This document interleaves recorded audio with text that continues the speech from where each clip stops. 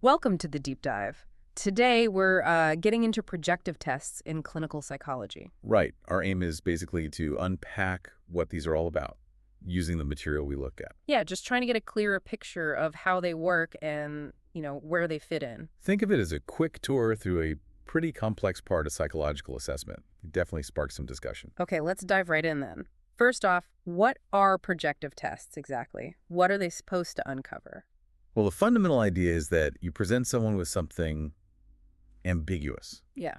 Something that doesn't have a single clear meaning. Like an ink blot. Exactly, like the Rorschach ink blots. Or maybe an ambiguous picture like in the TIT. Okay, the Rorschach and the TA, the thematic apperception test. Those are the big ones people hear about. They are. And the core thinking is that when you're faced with this vagueness, you project your own stuff onto it. Your own stuff, like thoughts, feelings. Yeah, your unconscious thoughts, feelings, motivations, conflicts, things you might not even be aware of consciously. They sort of spill out onto the stimulus. So the Rorschach uses those abstract ink blots, right? Symmetrical ink blots, abstract forms. And the TIA uses pictures. Right. Pictures of people in various, often unclear situations. So with Rorschach, you're responding more to the form itself, what you see in it. And the TI asks you to tell a story, is that it? Exactly. Create a narrative. What's going on here? What happened before? What are people thinking or feeling? How does it turn out? So different stimulus, ink blot versus picture, but the same core idea of ambiguity triggering projection. Precisely. That ambiguity is key. Why is that so important? Why not just ask direct questions? Well, the theory goes that direct questions often hit our conscious defenses. We might filter our answers or say what we think is expected. Okay. But with something vague, like an ink blot, there's no right answer to figure out. It supposedly allows the unconscious material to bypass those defenses more easily. Ah, I see. So it's like trying to get a glimpse behind the curtain, so to speak. Kinda, yeah. It's less about the stimulus itself and more about what the person brings to it. So when a clinician gets these responses, how do they interpret them? It can't be like grading a test. Oh, absolutely not. Okay. There are no right or wrong answers. Interpretation is much more nuanced. What are they looking for then? They look at the content, sure what the person sees or the themes in their stories, but also the style. Style, like how they approach it. Yeah.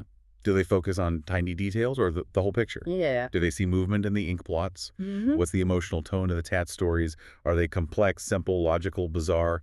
All these things offer clues. Clues to their underlying psychological processes. Exactly. Their personality dynamics, their coping mechanisms, their anxieties, the way they structure their world. That sounds very different from something like, say, the MMPI, an objective test. Totally different.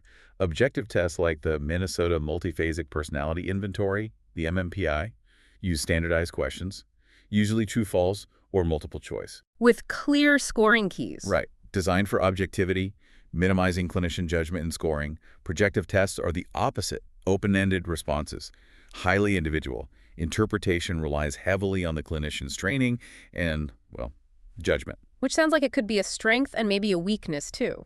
That's definitely where the debate comes in. But first, where are they still used? Good question. Are they common? Less common as primary tools than they once were, perhaps. Yeah. But you do still see them used sometimes, often as part of a larger assessment battery, to get a deeper understanding of personality structure or maybe clarify a diagnosis when other information is confusing, sometimes in forensic settings too. Okay. So let's talk about that debate you mentioned, the subjectivity part. What are the main criticisms? The big ones really center on psychometrics, specifically reliability and validity. Reliability being consistency. Yeah. Does the test give consistent results over time or between different scores? That's been a challenge to demonstrate convincingly for some projective techniques, given the interpretation factor. And validity. Does it measure what it says it measures? Right. Does seeing certain things in an ink blot actually correlate reliably with specific personality traits or diagnoses?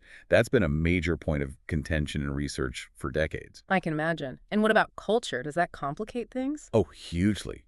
Think about it. The images or stories that seem normal or carry certain meanings can vary massively across cultures. So interpreting our response without considering cultural background could be misleading. Absolutely. What might seem like an unusual response in one culture could be perfectly common or symbolic in another. So careful, culturally sensitive administration and interpretation are crucial. Which adds another layer of complexity. Definitely. So, looking ahead, what's the thinking on the future of these tests? Are they fading out or finding new niches? It's more like an evolution, I'd say. They're probably used less as standalone definitive diagnostic tools now. But they're still research. And often, the trend is towards integrating findings from projective tests cautiously with data from interviews, observations, and those objective tests we talked about. Trying to get a more holistic picture, maybe. Exactly. Using them as one source of hypotheses about a person, rather than the final word. Okay, so let's try and wrap this up. We've got projective tests, like the Rorschach and TA, Using ambiguous stuff, ink blots, to pictures. tap into unconscious thoughts and feelings based on the idea that people project themselves onto these things, Right. And the interpretation looks at the how and what of the response, not just getting it right. which is quite different from objective tests with their fixed questions and scoring. Very different. And while they're still used sometimes for deeper insights, there are ongoing questions about their reliability, their validity. Especially across different cultures, that's a big one. Yeah. And their role might be shifting towards being part of a broader assessment picture. That seems to be the direction, integrating insights rather than relying solely on them. It's a complex field. It really is. So here's something to think about. Given all the debate around how well these tests objectively measure things, what does their continued use, even if evolving, tell us about our ongoing fascination, maybe even our need to understand those hidden, unconscious parts of the human mind? That's a great question to ponder. It speaks volumes about what we value in understanding ourselves and others. Thanks for walking us through that. That was a really insightful deep dive.